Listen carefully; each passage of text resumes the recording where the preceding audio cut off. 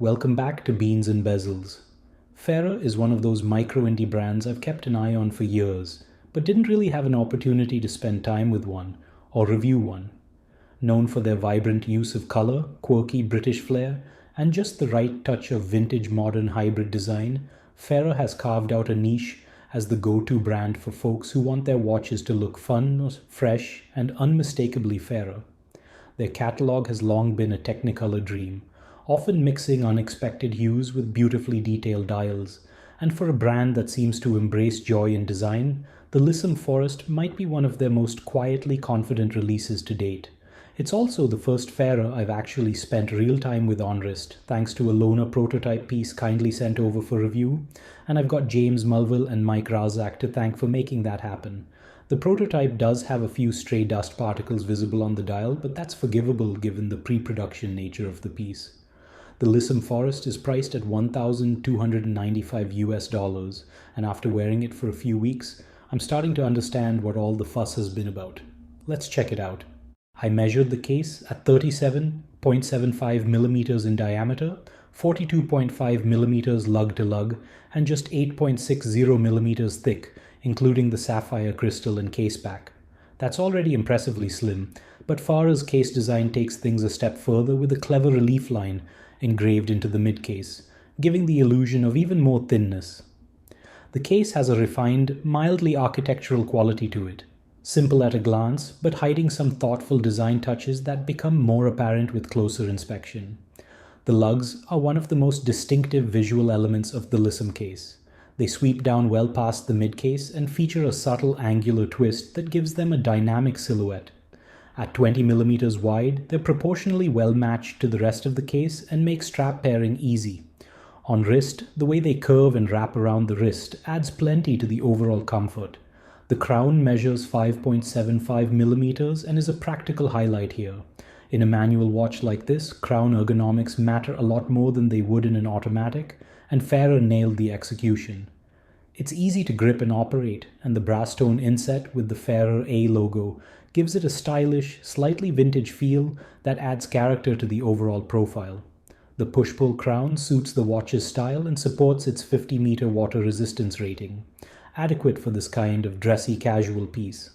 Finishing on the case is a mix of polished surfaces and brushed sides, both cleanly executed.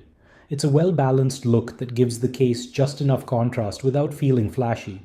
That said, it's hard not to compare it to Christopher Ward, another British micro-brand that often punches above its weight class in case finishing, especially at this price point. Finally, the box-style sapphire crystal up top could benefit from stronger anti-reflective coating, as glare can be an occasional issue.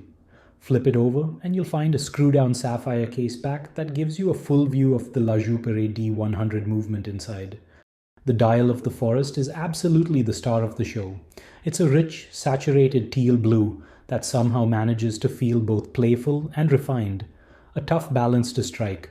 The matte texture keeps reflections down and gives the color a soft, velvety depth that changes character subtly depending on the light. And while this particular prototype has a visible particle on the subdial, a forgivable anomaly since it is a pre-production piece, everything else about the dial's presentation is incredibly clean. The numeral layout and construction deserves special note. Each of the raised, solid, all-lume numerals is positioned with radial symmetry that instantly brings to mind the elegance of Hermès designs and is a style I love. Some might not appreciate the gravity-aligned numeral layout, but I don't mind it. Farah has chosen to go fully typographic here with a bold font that's easy to read and well-designed.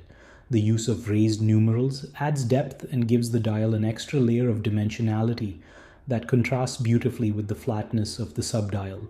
Speaking of which, the small second subdial at 6 o'clock has the right amount of Farah flair with its color choice. The creamy, almost sand-like tone is a surprising but complementary pairing with the teal main dial, giving the watch a slightly vintage feel without leaning into faux patina territory.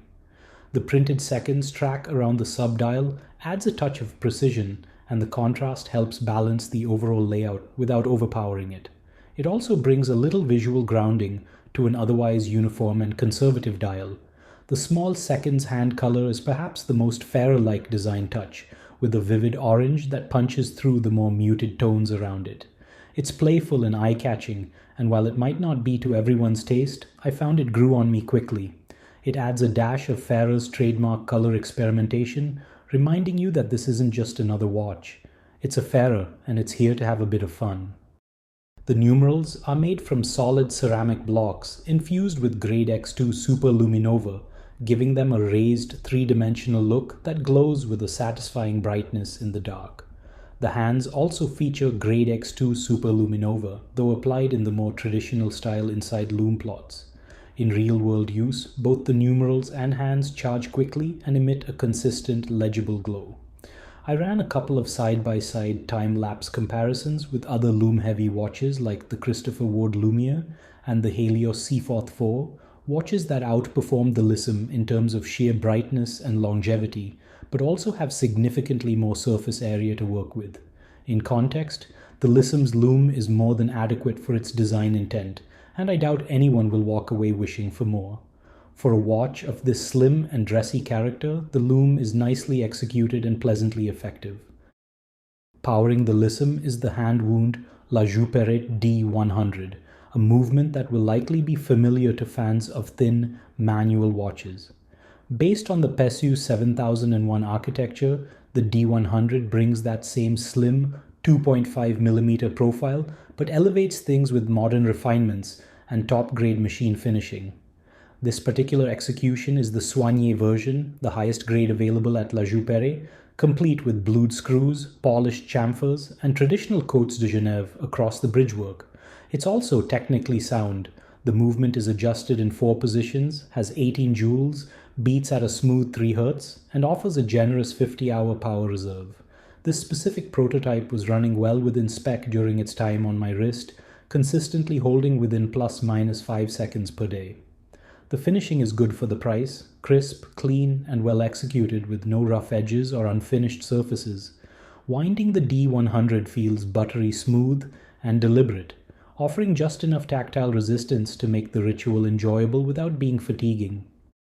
The sleek 37.75mm case diameter, compact 42.55mm lug-to-lug span, and svelte 8.6mm thickness give the Lissym an inherently dressy profile, even though the design leans far more casual and even a bit sporty in execution. On my 6.75-inch wrist, the short lug-to-lug distance makes it wear slightly smaller than I usually prefer, but that's coming from someone who generally gravitates toward larger watches. For most people though, I suspect this size will hit a real sweet spot. The lugs have a nice downward curve that helps the case hug the wrist cleanly, and it sits extremely low, making it a perfect choice for slipping under a cuff or just disappearing into your day. The included leather strap is soft and well made, with no break-in required, and pairs nicely with the watch's subtle lines and lightweight feel. It adds to that set it and forget it quality. This is one of those watches you'll throw on in the morning and forget is on your wrist. The Lissym's ergonomics and barely their profile make it a pleasure to wear, even if the overall footprint lands on the smaller end of my personal preference. As a complete package though, it nails the comfort factor with ease.